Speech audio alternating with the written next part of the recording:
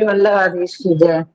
कल अपन ने 33वें श्लोक से लेके लगभग मतलब कल नहीं परसों और कल दोनों दो दिन मिला के अपन ने 33वें श्लोक से लगभग अपन 47वें श्लोक तक आ गए। हाँ, यहाँ पे ब्रह्मा जी ने ठाकुर जी से विनती करी कि अब हमको वापस अपने लोक जावे की आज्ञा दो और आपके मतलब आप ये मत समझिए कि मैं स्वतंत्र होकर अपने लोक में जा रहा हूँ, क्योंकि सारो जगत चलावे वाले आप ही हो और आपने ही मोकू ये लोक और ये सारो जगत सृष्टि की रचना करने के लिए आपने ही मेरे को रखो है। मतलब मैं आपको सेवक ही हूँ। या प्रकार से वो विनती करते हुए अपने लोक में जावे की उनने इच्छा करी और श्री ठाकुर जी की 3 बार परिक्रमा करी और फिर ठाकुर जी के चरणारी में दंडवत करते हुए फिर वो अपने लोक में चले गए। और वहां से उनने वो ग्वाल बाल को जिनको आप ले गए थे और बछड़ान को सबन को आपने ठाकुर जी के पास जैसे यथावत पहले आते ऐसे ही प्रकार से भोजन करते हुए और जल पीते हुए बछड़ान को और भोजन करते हुए ग्वाल बालन को उनने यथास्थान रख दियो। और ठाकुर जी भी वही प्रकार से जैसे बछड़ान को ढूंढने के लिए गए थे, आप पधारे थे तो बछड़ान को लेके वापस आए तो ग्वाल बाल ने कहा, अरे भैया तू तो बड़ी जल्दी आ गयो, हमने तो अभी तक कछु भी नहीं खाया, देख हमारे हाथ में कोर अभी यूं की और रखो है, अब तुम भी आ जाओ और अपन सब संग में भोजन करेंगे। तो ऐसे करके ठाकुर जी को खूब आनंद से अपने मध्य में फिर सु पधरायो और फिर सब ग्वाल बालन ने भोजन कियो। तो ये प्रकार अपन ने कल देखो। तो अब आज अपन आगे ले में श्री वल्लभाधीश की जय हो। श्री कृष्णाय नमः, श्री गोपीजन वल्लभाय नमः, श्री वागपति चरण कमलेभ्यो नमः। श्रीमद भागवत महापुराण श्रीमद वल्लभाचार्य जी विरचित श्री सुबोधनी जी की टीका 10वां स्कंद पूर्वार्ध में कौतुक लीला निरूपक जो 3 अध्याय हैं, प्रक्षिप्त अध्याय, उनमें से तीसरो अध्याय अपनो चल रहे है और 10वें स्कंद के अनुसार हम चतुर्दशो अध्याय यानी के 14वें अध्याय में चल रहे हैं। और अपन श्लोक अपन ने 46 श्लोक, हाँ 46 श्लोक तक अपन आए। 46 श्लोक तक अपन ने कियो कि हमने क्या कियो कि ठाकुर जी सु जब सब बालकन ने कही कि आप पधारो और आप भोजन करो और हम सब भी मतलब भोजन करें यूं करके, तब बालकों के साथ भोजन कर अघासुर का चर्म बालकों को दिखाते हुए वन में से ब्रज को पधारे। यानी अघासुर को वध कियो तो वाके बाद आप सब भोजन करने के लिए बैठे निश्चिंत होके और फिर वापस भोजन करके वापस व्रज जावे के लिए पधारे। तब ठाकुर जी फिर से अघासुर को चर्म बता रहे हैं कि देखो ये हमने अभी या असुर को अभी वध कियो गयो है। तो यहाँ तक को अपनो ये 46 श्लोक तक अपन ने कियो। तो अब 47वां श्लोक आए हैं, वाको आभास है समागच्छन्तम भगवंतम वर्णयति बर्हे इति। आभास आते कि व्रज में आते हुए भगवान का वर्णन निम्न श्लोक में करते हैं। अब जैसे अपन को याद करना है कि अपन ने जब ये अध्याय शुरू हुए थे प्रक्षिप्त अध्याय, तब का भयो तो ठाकुर जी ने वेणुनाद कियो, वेणुनाद करके सब ग्वाल बालन को बुलाए कि आज मेरी वन भोजन करने की इच्छा है तो तुम सब अपने घर से ठीका लेके आओ, यानी कि छाक लेके आओ। तो वो सारे ग्वाल बाल छाक लेके पधारे, बछड़ान को सब में लेके पधारे और न ठाकुर जी के वेणुनाद के लिए ठाकुर जी के पीछे पीछे वो सारे अपने अभी खिलौना अपने साथ छीका और उनके साथ भी जो वाद्य थे वो सारे वाद्य भी लेके आए और उन सबन के साथ में ठाकुर जी के पीछे पीछे वो सब वन में पधारे। तो वही प्रकार से अब फिर से जब वापस वन से व्रज में पधार रहे हैं तो वाको वर्णन यहाँ पे या श्लोक में कर रहे हैं। ये श्लोक है 47वां।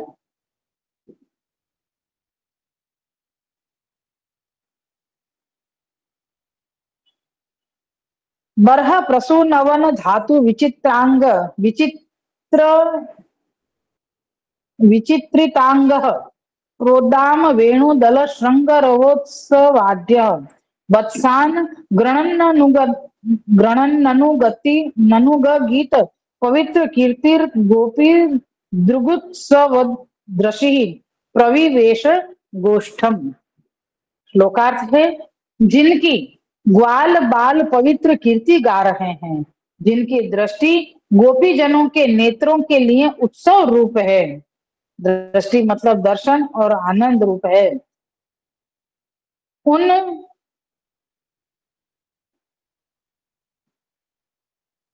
अपन ने ये शायद कल कियो तो, लेकिन ठीक है फिर भी अपन कर ले हैं, क्योंकि मुझको स्मरण में नहीं आ रहा हो। थोड़ा बहुत आ रहे हो, थोड़ा बहुत नहीं आ रहा हो ऐसे मुझे। अब जाके माइक खुले हुए वो बंद कर लीजो। श्लोकार्थ के जिनकी यानी कि जिन ठाकुर जी की, जिन श्री कृष्ण की ग्वाल बाल पवित्र कीर्ति गा रहे हैं, जिनकी दृष्टि यानी ठाकुर जी की दृष्टि गोपी जनों के नेत्रों के लिए उत्सव रूप है।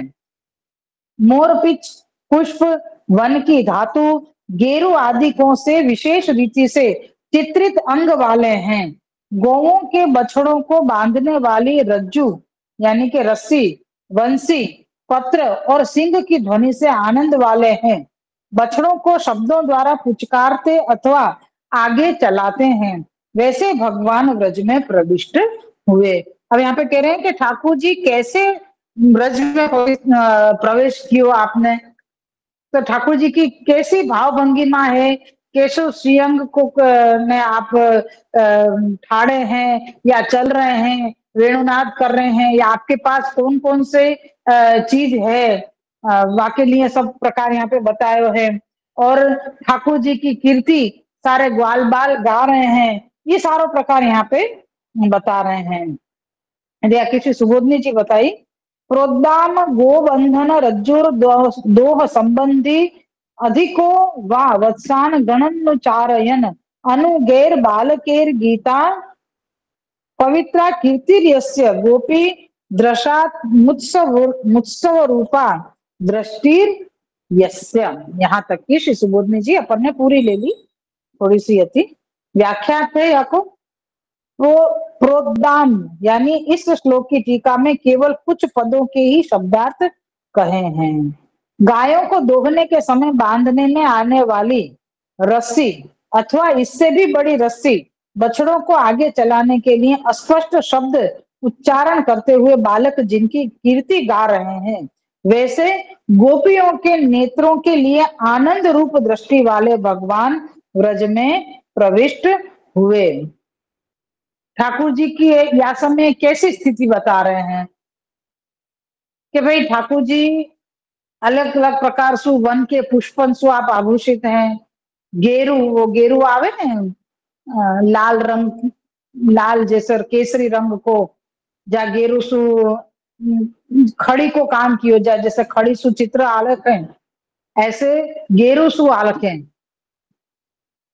तो वो प्रकार यहाँ पे बता रहे हैं कि वो गेरुसु ठाकुर जी ने अपने श्रीअंग पे श्रीअंग को चित्र विचित्र चित्रित कियो है। तो ऐसे ठाकुर जी की कीर्ति ग्वाल बाल गा रहे हैं, यशगान गा रहे हैं। तो और ठाकुर जी जो बछड़ान को चला रहे हैं, बछड़ान को शब्दन के द्वारा, बछड़ान को बांधे की जो रस्सी है वह रस्सी के द्वारा हल्के हल्के आगे चला रहे हैं, और कोई को पुचकारते हुए चला रहे हैं, कोई को आगे धक्का मारते हुए चला रहे हैं। तो ऐसे प्रकार से ठाकुर जी अपने हाथ में कौन कौन सी चीज है, तो कि रस्सी है, बंसी है, फूल पत्र के पत्र हैं, और सिंह आदि अलग अलग प्रकार की ध्वनि करने वाले जो वाद्य हैं, ये सब आप सब ग्वाल बालन के और ठाकुर जी के श्रीहस्त में हैं। और ऐसो स्वरूप जो ठाकुर जी को है, जो गोपी जनन के नेत्रन को आनंद देवे वालो है, सुख देवे वालो है, ऐसो पवित्र स्वरूप जो ठाकुर जी को पधारवे को जो ये लीला जो हो रही है अभी आ समय कि ठाकुर जी ब्रज में वापस वंशु पधार रहे हैं, गोचारण करके पधार रहे हैं। तो वो ये समय गोपी जनन के लिए एक उत्सव के समान है कि ठाकुर जी थे सवेरे के पधारे, अब शाम को वापस पधार रहे हैं।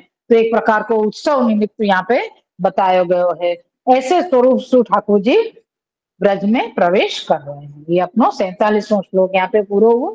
अब 48वें श्लोक को आभास है, ततो बालका अघासुर वधम ब्रज आहुरद्या नेने इति। आभासार है बालकों ने ब्रज में अघासुर के वध की कथा कही, जिसका वर्णन निम्न श्लोक में करते हैं। अब बालकन के लिए तो वो बीच को जो वर्ष आखो गयो, वो आखो वर्ष तो मतलब उन लोगों को याद ही नहीं है, उनको पता ही नहीं है कि हम मतलब नहीं आते और एक वर्ष को समय निकल गयो है। अघासुर के वध के बाद एक वर्ष निकल गयो बीच में। लेकिन ये बात वो यहाँ पे शुरू में शायद बता चुके कि पौगंड अवस्था के बाद कुमार अवस्था में आके और बालकन ने अघासुर के वध की बात कही ब्रज में सब अपने घर वाले और सब ब्रजवासी को। तो कि ये कैसे हो सके, तो के बीच में यह प्रकार की लीला हो गई कि ब्रह्मा जी ने ठाकुर जी के पास बालकन को और बछड़ान को छुपा लिए थे और ठाकुर जी ने अपने ही स्वरूप में वो सारे ग्वाल बाल और बछड़ान को प्रकट किए और एक वर्ष तक उनके साथ लीला करी थी। तो ये सारो वस्तु उनके लिए माया में आच्छादित हो गयो, तो उनको कछु भी याद नहीं है। तो उनको यही है कि भी अगासुर को वध अभी भयो है और अब हम भोजन करके घर आए हैं। तो घर आके उनने सुबह से लेके शाम के होवे के बीच में पूरो एक वर्ष निकल गयो। पूरा एक वर्ष निकल गयो और ऐसे में मतलब उनको वो वर्ष को कछु ध्यान ही नहीं है। तो वो सुबह जब वन में पधारे, वाके बाद अगासुर को वध भयो, तो अगासुर के वध के बाद उनने भोजन कियो, भोजन के बाद वो वापस अब घर आ रहे हैं और घर आके उनने ठाकुर जी की या लीला को वर्णन अपने अपने घर वाले को सब ग्वाल बालन ने कर्यो। तो वाको वर्णन यहाँ पे आगे बता रहे हैं। श्लोक है 48वां। अध्यानेन महाव्यालो यशोदा नंद सुनुना हतोविता वयम चास्मादिति बाला व्रजे जगुहु। श्लोकार्थ कि आज इन यशोदा और नंद नंदन ने अजगर को मारा और इस अजगर से हमारी रक्षा की। श्री सुबोधनी जी है केचिद यशोदा सुनु नेत्यन्ये नंद सुनु नेति वयम चास्माद व्याला दविता। ये इतनी सी सुबोधनी जी है यहाँ पे या की व्याख्या थे कि ब्रज में आकर कितनेक बालकों ने कहा कि आज यशोदा नंदन ने और कितनेक बालकों ने कहा कि नंद नंदन ने आज सर्प को मारा तथा उस सर्प से हम लोगों की रक्षा की। यह सबने मिलकर साथ में कहा, सबन ने एक साथ ये बात अपने अपने घर वाले को कही। अब आगे है अपना 49वां श्लोक। बहुत आभास से खाली इतना बड़ो है। आभास है एवं भ्रांत मोह निवृत्त्यर्थम सर्व सिद्धांत मुपपाद्य स्नेहाश्रय विवेचनार्थम प्रक्रियांतरम आरभते। स्नेह स्वात्मनिष्ठ स चात्मा भगवान जीवो वा सहज स्नेहो भगवती जीवे तत्संबंधात तदंशत्वादाहो स्विज जीव एव तथा सती भगवती स्नेह कथमित्याक्षिपते ब्रह्मण नीति। ये आभास है या को आभासार्थ दियो यहाँ पे। इस प्रकार भ्रांतों के मोह की निवृत्ति के लिए सब प्रकार का सिद्धांत कहकर अब स्नेह का वास्तविक यानी असल में आश्रय यानी पात्र कौन है, इसके निर्णय करने के लिए दूसरा प्रकरण प्रारंभ करते हैं कि स्नेह अपनी आत्मा में ही होता है।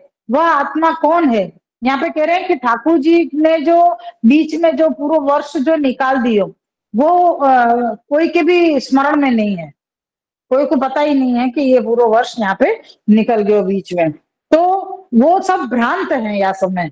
तो वह भ्रांत की मोह की निवृत्ति के लिए आगे ये सिद्धांत तो हमको बता दिया कि ठाकुर जी को या समय में जो अघासुर को वध है वाकई वर्णन यहाँ पे कर रहे हैं। तो वो वर्णन देख के और यहाँ पे पूछ रहे हैं कि अब या को दूसरो प्रकरण प्रारंभ कियो है। तो क्या प्रकरण है? तो कि स्नेह अपनी आत्मा में ही होवे है। वह आत्मा कौन है? भगवान अथवा जीव? स्नेह का स्वाभाविक पात्र तो भगवान ही है। जीव में स्नेह तो इसलिए होता है कि जीव भगवान का संबंधी व अंश है। स्नेह कौन सु कियो जाए? यहाँ स्नेह की बात क्यों आई? तो अपन को याद करना है कि जो ठाकुर जी ने अपने अंदर से जो स्वरूप प्रकट किए, बछड़ान के सारे स्वरूप ग्वाल बाल के सारे स्वरूप, तो वाकई उन स्वरूपन के साथ आप ब्रज के एक एक घर में विराजे। ब्रज के एक एक घर में आप विराजे हैं साक्षात, लेकिन उनके बालक के रूप में, और गायन के पास बछड़ान के रूप में। तो वो जब विराजे हैं साथ में, तब उनके उनको जब अपने बालक के प्रति या गायन को अपने बछड़ान के प्रति जो अद्भुत अलौकिक स्नेह उत्पन्न भयो, तो वाकई लिए हमको यहाँ पे बता रहे हैं। तो ये कैसे? तो वो यही के लिए क्योंकि भगवान में हमारी आत्मा है, और आत्मा सु मतलब आत्मा में प्रेम होना, तो कह रहे हैं कि स्नेह सबसे ज्यादा कौन सु करना चाहिए, तो स्नेह अपनी आत्मा से ही होगा। तो वे आत्मा कौन है? तो क्या आत्मा भगवान ही है, भगवान है या जीव है, यूं कह रहे हैं। तो कह रहे हैं स्नेह को स्वाभाविक पात्र, स्नेह भगवान से ही कियो जाए है। तो जीव को भगवान से स्नेह क्यों हुए? तो कह रहे हैं क्योंकि जीव भगवान सु ही छुट्टो पड़ो है, भगवान का ही अंश है ना। यासु वाकु अपनो, जैसे हम कह रहे हैं कि भाई हमारो बालक है, हमारो बालक है, वाकु हमसु ज्यादा स्नेह होएगो, आसपास के लोगों के करते हमसु ज्यादा, हम अपने माँ बाप से ज्यादा स्नेह होएगो, या हमको हमारो अंश है, यासु हमको हमारे बालक के ऊपर ज्यादा प्रेम होएगो, स्नेह होएगो। तो ये वही चीज होगी, क्यों? क्योंकि वो मेरो अंश है। यासु मुक्कु वाके ऊपर अत्यंत स्नेह है, ये वाकु भी यही भाव मेरे लिए आवे कि ये मेरी माँ है, तो या के ऊपर मेरी ये पिता है, तो या के ऊपर मेरे को ज्यादा स्नेह आएगा। क्यों? क्योंकि मैं उनको अंश हूं। तो ये चीज यहाँ पे ठाकुर जी के लिए आवे, भगवान के लिए आवे कि जीव जो है वो भगवान का अंश है, यासु वाको सहज स्नेह भगवान में हुए है, और भगवान ही एक ऐसे हैं जिनसे स्नेह करना चाहिए। बराबर, ये चीज यहाँ पे बताते, मतलब यहाँ को खुलासा यहाँ पे आगे श्लोक में करेंगे। ये यहाँ पे बता रहे कि यदि कहो कि जीव भी आत्मा है, वह ही प्रेम का पात्र है, तो ब्रजवासियों का भगवान में गाढ़ प्रेम कैसे हुआ? अगर कोई यूं कहे कि भाई जीव ही खुद ही आत्मा है और वो अपने आप से ही प्रेम कर रहे है, अगर ऐसी बात है तो ब्रजवासी को प्रेम ठाकुर जी में क्यों भयो? तो भगवान को प्रेम ठाकुर जी में क्यों भयो? खुद में होना चाहिए ना, ठाकुर जी में क्यों हो गया? तो इस संशय की निवृत्ति के लिए राजा परीक्षित जी निम्न श्लोक में प्रश्न करते हैं। अब राजा परीक्षित प्रश्न कर रहे हैं, वो आएगो वाके बाद वाके खुलासा 10 एक श्लोक से सुखदेव जी करेंगे। तो अपन अब यहाँ पे प्रश्न लेने में, क्योंकि आगे अपन आभास में ही इतने सारे प्रश्न अपन देख चुके हैं। श्लोक है 49वां। राजो उवाच ब्रह्मन् परोद्भवे प्रश्ने यान प्रेमा कथम भवे, यो भूतपूर्वः स्तोकेषु स्वोद्भवेष्यति भवेष्वपि कथ्यताम्। श्लोकार्थ। राजा कहते हैं, हे ब्रह्मन, ब्रजवासियों का अपने ओर से, अपने औरस यानी अपने से पैदा हुए पुत्रों में जैसा पहले प्रेम नहीं था, इतना अभूतपूर्व प्रेम पराये पुत्र श्री कृष्ण में कैसे हुआ, वह कहो। क्या कि श्री सुबोधनी जी हैं, जीवस्य देहेन संबंधस्ततः पुत्रादिषु ततो नंदे ततो नंदपुत्र इति क्रमः, परोद्भवे स्वप्राणापेक्षयापि योधिकः प्रेमा स कथम भवेत्, स्वभवेष्वपि तोकेषु यो भूतपूर्वः, रतोत्र सिद्धांत कथ्यताम। यहाँ तक की पूरी सुबोधनी जी ले ली अपन ने। व्याख्यात है, जीव का प्रथम देह से संबंध हुआ। अब यहाँ पे ये खुलासा करके बता रहे हैं कि भी जीव को संबंध सबसे पहले कौन सु भयो? तो कह रहे हैं कि जीव सु सबसे पहले संबंध अपने देह के साथ भयो, बाकी बाद पीछे देह से उत्पन्न पुत्रादि में हुआ। पहले अपने ही देह से जीव संबंधित भयो, प्राण को संचार भयो या देह के अंदर, तब जाके मतलब वह प्राण को देह से संबंध भयो। वाके बाद फिर या देह से उत्पन्न अपने पुत्र पुत्रादिक में स्नेह संबंध भयो। बाकी बाद फिर कह रहे हैं कि वाके पश्चात नंद में और उसके अनंतर नंद के पुत्र में यह क्रम है। यहाँ पे परीक्षित राजा प्रश्न क्या कर रहे हैं, मैं ये पूरा पढ़ के फिर वापस से समझाऊं। जीव का प्रथम देह से संबंध हुआ, पीछे देह से उत्पन्न पुत्रादि से हुआ, फिर पश्चात नंद में, और उसके अनंतर नंद के पुत्र में, यह क्रम है। अन्य से उत्पन्न में अपने प्राणों से भी अधिक जो प्रेम, वह कैसे हुआ? अपने उत्पन्न बालकों में भी इतना पहले प्रेम नहीं था, अतः इस विषय में क्या सिद्धांत है, वह बताओ। बहुत ही सुंदर परीक्षित राजा ने प्रश्न किया है। वो कह रहे हैं कि आज अपन ये देखे जावे तो सबसे पहले तो अपन अपने आप को प्यार करें, अपन अपने आप को सबसे ज्यादा पसंद करें, अपने आप को सबसे ज्यादा अपन स्नेह करें, अपनी रक्षा अपने लिए अपन सब कुछ करने को तैयार रहे। यानी हमारे देह को संबंध, जीव को संबंध देह से सबसे पहले भयो, वाकई बाद हमारो अंश हमसे उत्पन्न हुओ हमारे बच्चान में भयो, हमारे बालकन में भयो है। तो हमारा पुत्र है, पुत्री है, तो वाकई लिए हमको स्नेह, पहलो स्नेह वहां चावे। फिर फिर कह रहे हैं कि फिर नंद में, यानी कोई अन्य ऐसो है जाके लिए अपन को मान है, सम्मान है, या अपने गांव को कोई मुखी है, बड़ो है, या अपने यहाँ की सारी सारी गांव की, सारे शहर की देखरेख कर रहा है कोई मंत्री, तो मतलब वाकू अपन पसंद करें, या वाकई मान सम्मान करें, इज्जत करें, अपन आदर करें। वाके बाद फिर वो क्रम वाके बालक में आयो। तो यहाँ पे कह रहे हैं कि भाई सबसे पहले तो जीव अपने आप को प्रेम करेगो, फिर वाके बाद अपने बच्चा में प्रेम करेगो, फिर कोई नंदराय जी ने मतलब यहाँ पे बता रहे हैं, जैसे ब्रजवासी के लिए कह रहे हैं परीक्षित राजा कि ब्रजवासी पहले अपने आप को पसंद करें, फिर अपने पुत्र आदि को पसंद करेंगे, प्रेम करेंगे, फिर जाके तीसरे तबक्का में आएगो नंद राय जी को, कि भाई नंद को है आप पसंद करें, या उनके प्रति इज्जत रखें, आदर रखें, प्रेम रखें। वाके बाद उनको बालक नंद आत्मा या नंद नंदन, तो ये मतलब ये तो बहुत दूर की बात हो गई।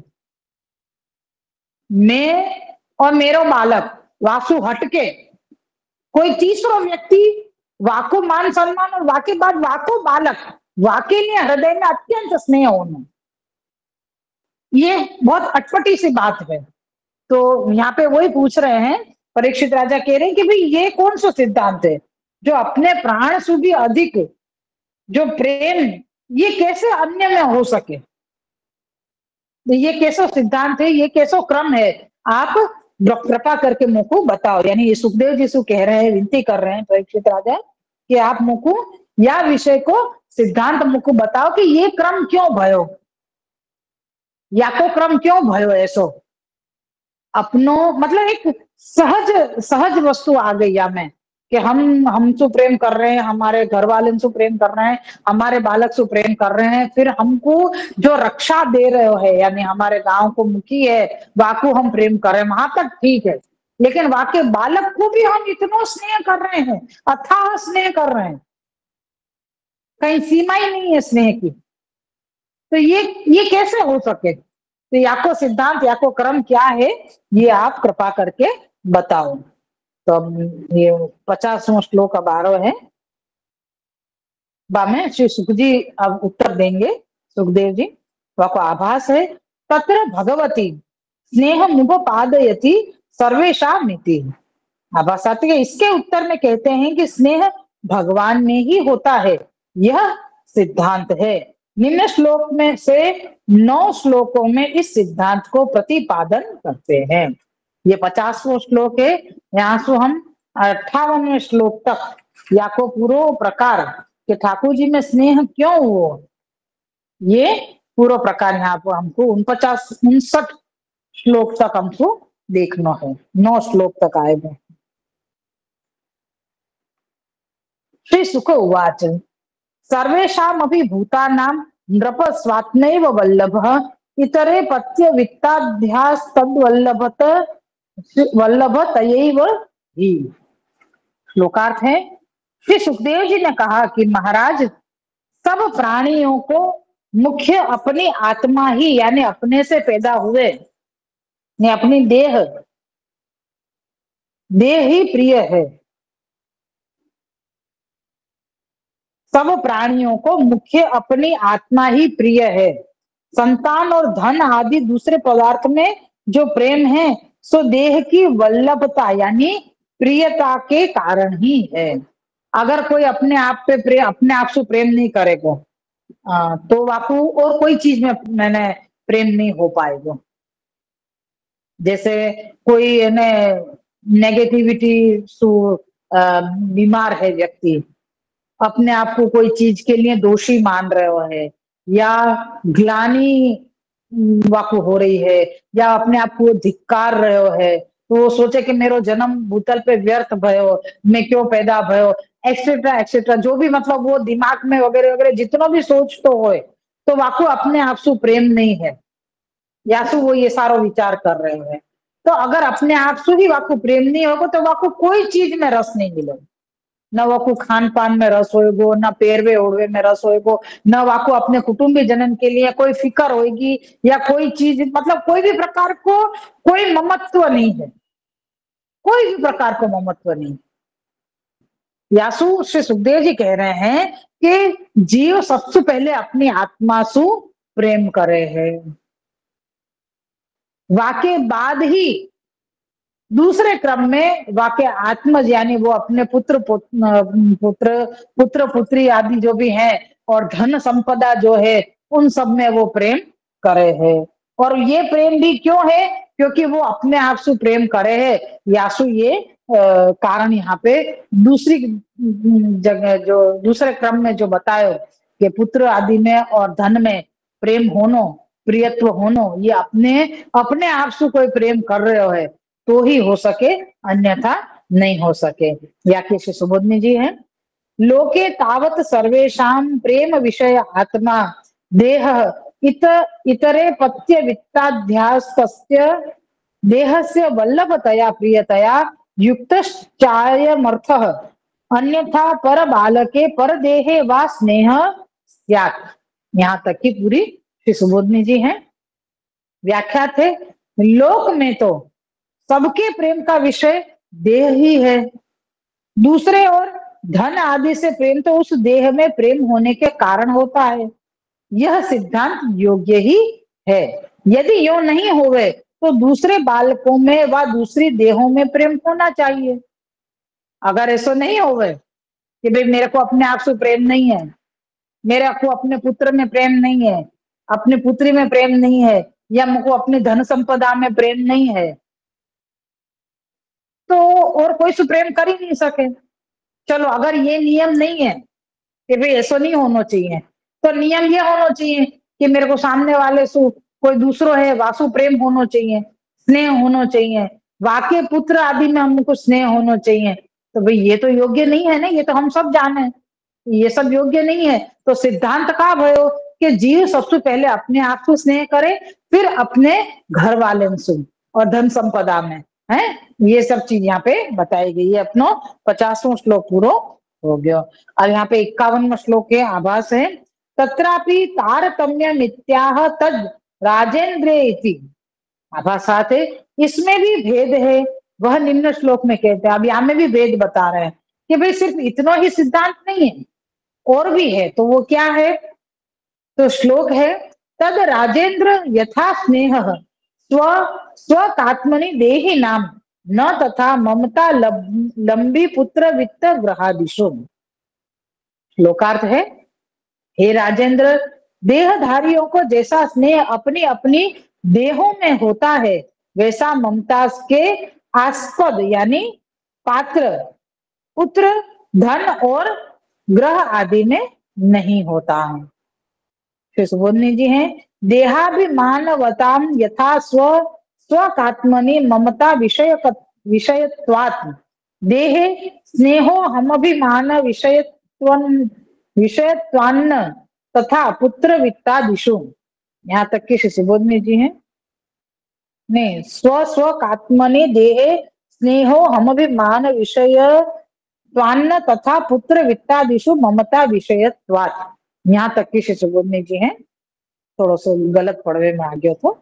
व्याख्या थे, देह मैं हूं, इस प्रकार के ज्ञान से देहाभिमान बने हुए लोगों में अपनी देह में जैसा प्रेम होता है वैसा प्रेम जिन पुत्र धन ग्रह में ममता रहती है उसमें नहीं होता है।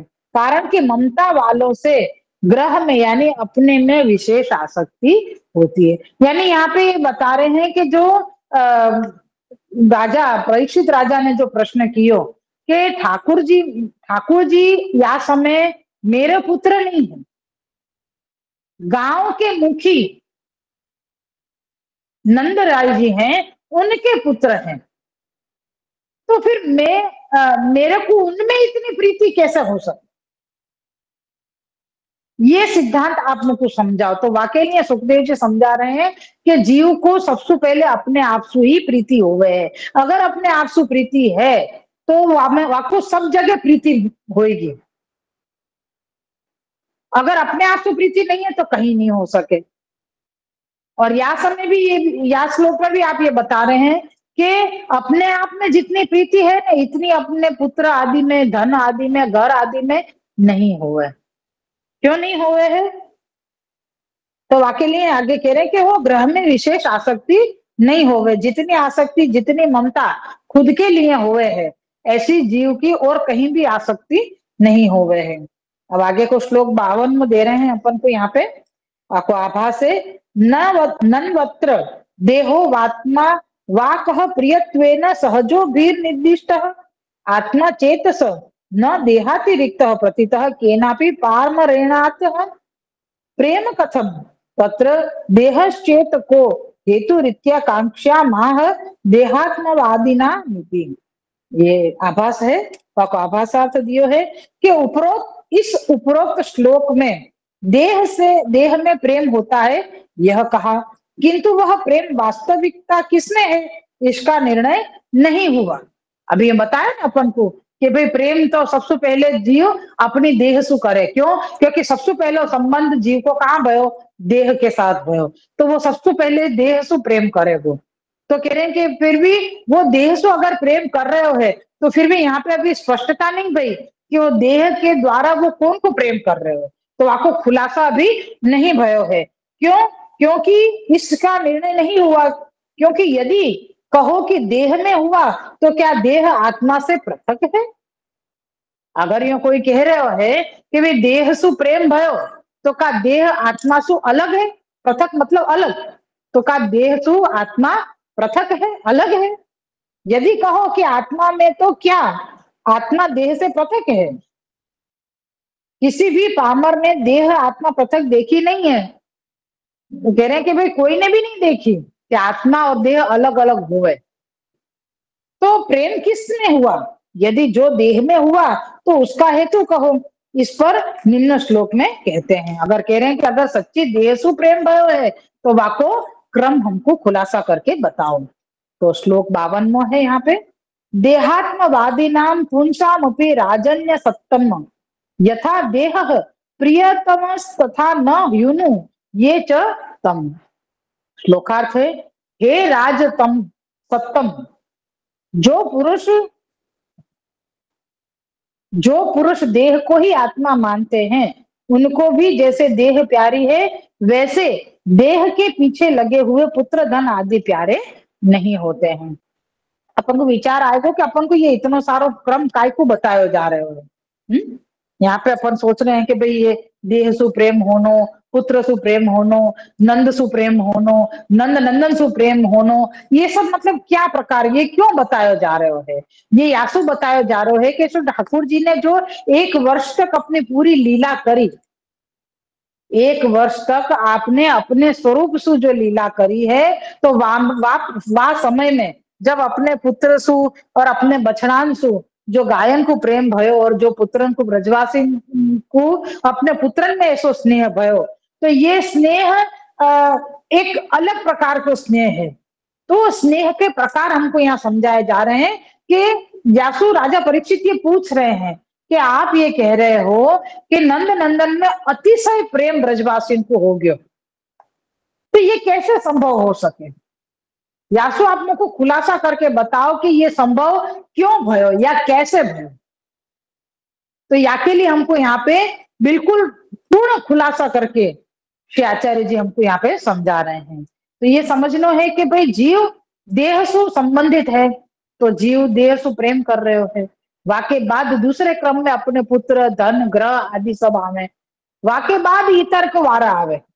इतर यानी जैसे कोई अपने घर के रोज आवे वालो है, घर को संभालने वालो है, या इतना प्रभावशाली कोई है जाको देख के हम प्रभावित हो रहे हैं, तो वाके प्रति हमको स्नेह हो रहे है। तो ये सारो प्रकार है। तो कि अगर देह सु प्रेम कर रहे हो है, तो जितना प्रेम देह सु कर रहे हो अपनी आत्मा सु कर रहे हो है, वाक्सु उतर तो प्रेम हमेशा पुत्र धन आदि में होएगो। अपनी जान सु ज्यादा अपने जीव सु ज्यादा और जीव और कोई से भी प्रेम नहीं कर सके। ये एक सव्य सत्य वस्तु है ये चीज। तो अब यहाँ पे प्रश्न दूसरा ये खड़ो हो रहे है कि देह और आत्मा ये क्या दो अलग अलग चीज है? देह से प्रेम कर रहे हो है कि आत्मा से प्रेम कर रहे हो? या को भी खुलासा हमको बताओ। तो वो खुलासा यहाँ पे हमको बता रहे हैं कि भाई देह जो है वो देह कैसी है। यहाँ पे कह रहे हैं कि अगर देह से प्रेम कर रहे हो है पुरुष, वाको देह प्यारी है, तो वाके अलावा और कोई से भी जितने देह प्रिय हैं इतनो न पुत्र न धन न कर और कुछ भी अपन को प्यारो नहीं लगे हैं।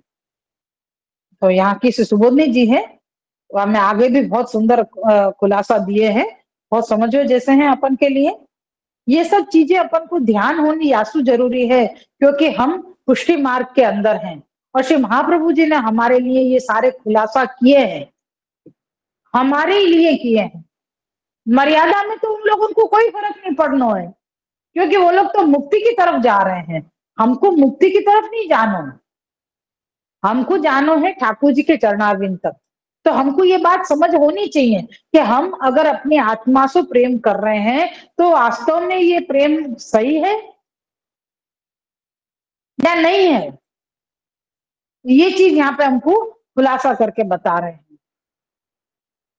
या किसी सुबोधनी जी हैं 52वें श्लोक की।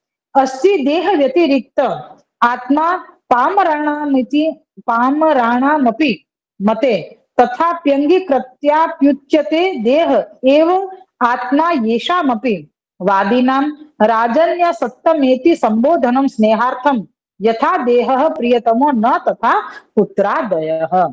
यहाँ तक की श्री सुबोधनी जी हैं। व्याख्या थे, यद्यपि पामरों के मत में भी देह से आत्मा पृथक है, तो भी उनके देह को ही आत्मा मानना स्वीकार कर कहा जाता है कि देह को आत्मा मानने वालों को भी जैसी देह अति प्यारी है वैसे पुत्रादिक नहीं है। राजा को राजन्य सत्तम संबोधन सुखदेव जी ने राजा में अपने स्नेह को प्रकट करने के लिए दिया है। यहाँ पे ये बता रहे हैं कि यदि अगर कोई ये कह भी रहे हो है कि आत्मा और देह अलग अलग है, तो भी अगर देह से कोई को प्रेम है तो वो देह आत्मा को आत्मा को मानने वाले जो हैं उनको भी अगर देह अति प्यारी है, फिर भी देह सु भी उतरती देह जितनी प्यारी है वासु उतरती दशा में अपने घर पुत्र आदि धन आदि में प्रीति रहे है। ये यहाँ पे 52वें श्लोक में भी बताया हुआ। अब 53वां श्लोक है, देहोपि ममता भाग चेत तरह्यसौ नात्मवत प्रिय यजत जीर्यत्यपि देहेस्मिन् जीवित आशा बलीयसी। श्लोकार्थ है, यही देह भी ममता का स्थान हो जाए तो यह देह आत्मा के समान प्रिय नहीं रहती, क्योंकि जब देह बहुत जीर्ण हो जाती है तो मरने का भी निश्चय हो जाता है। अब समझ में आ रही है? देह और आत्मा पृथक पृथक है, ये बता रहे हैं यहाँ पे। तो कह रहे हैं अगर तुम यह सोच रहे हो कि देह ही आत्मा है और हम आपको स्नेह कर रहे हैं, प्रेम कर रहे हैं, तो या चीज में भी उत्तमता नहीं है। क्यों नहीं है? क्योंकि समय गए थे, देह जो है जीर्ण हो जाएगा, यानी वृद्धावस्था आएगी, रोग आदि आएंगे, तब हम क्या करेंगे? अरे अब तो ये देह छूट जाए तो अच्छो।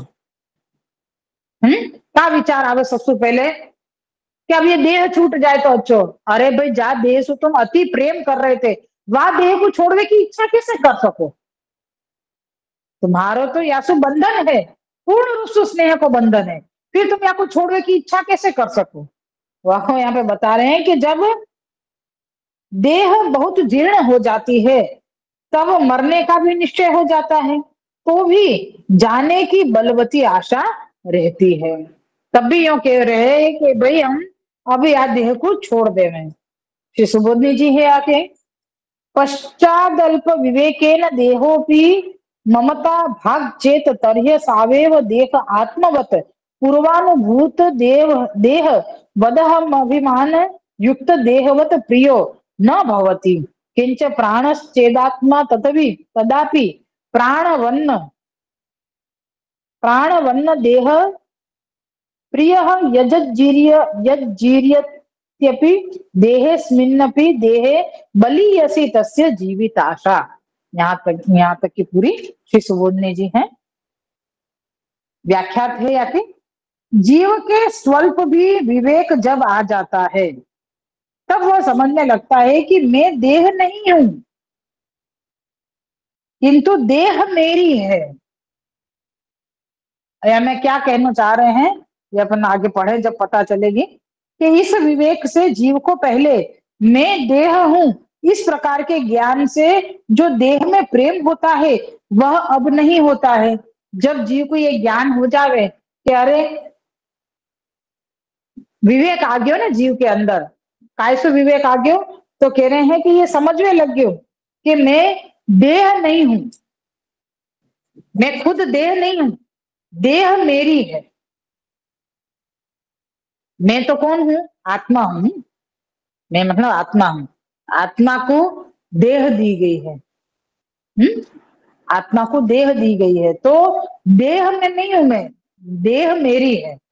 फिर ये विवेक आवेशु जो मैं देह हूं इस प्रकार को जो ज्ञान है वो जब हो जावे कि अरे देह मेरी है, मैं देह नहीं हूं, ये जब ज्ञान हो जावे तो जो देह में प्रेम होता है वह अब नहीं होता है।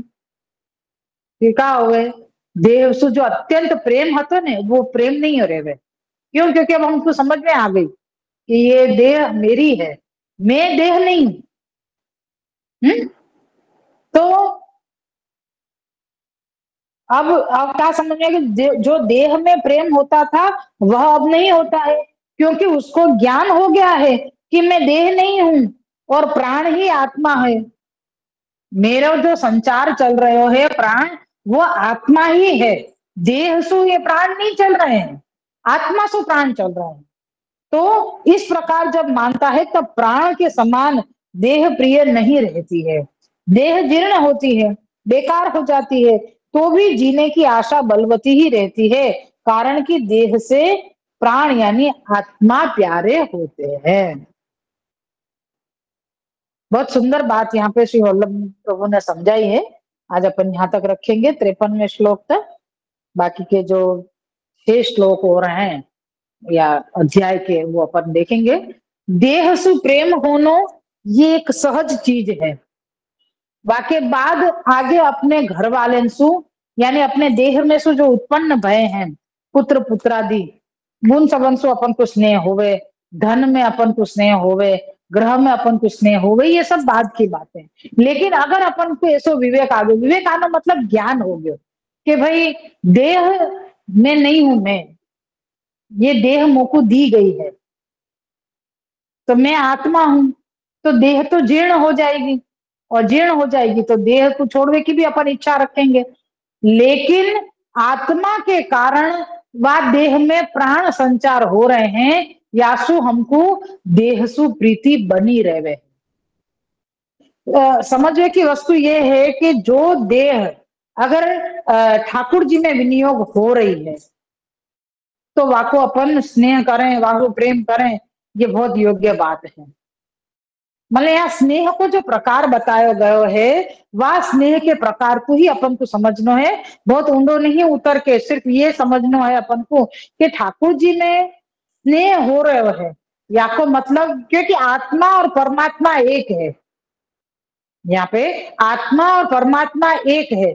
यासु हमको ये समझ में आ रही है कि हम अपनी आत्मा से प्रेम करें, न कि देह से।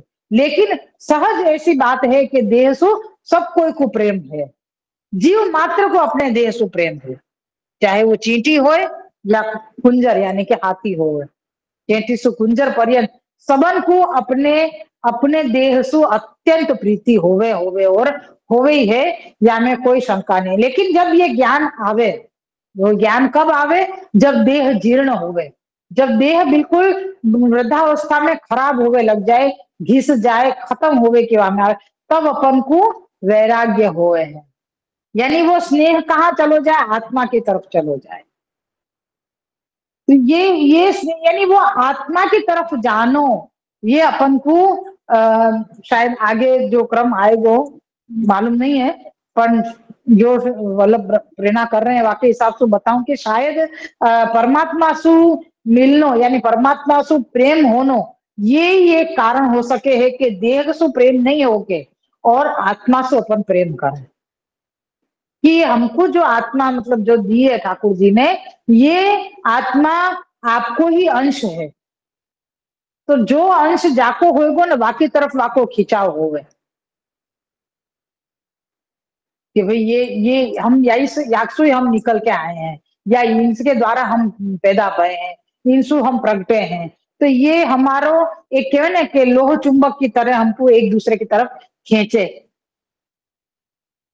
परमात्मा को आत्मा की तरफ खिंचाव हुए और आत्मा को परमात्मा की तरफ खिंचाव हुए है, ये दोनों को एक तरफ एक दूसरे की तरफ हुए हैं, ऐसा नहीं है कि केवल आत्मा ही परमात्मा की तरफ जावे। तो ये प्रकार यहाँ पे समझना है, थोड़ो क्लिष्ट है, लेकिन श्री वल्लभ की कृपा से सहज और सरल हो जावे है, तो थोड़ा बहुत समझ में आयो है कि हमको जो स्नेह करना चाहिए वो हमको नंद नंदन में ही होना चाहिए।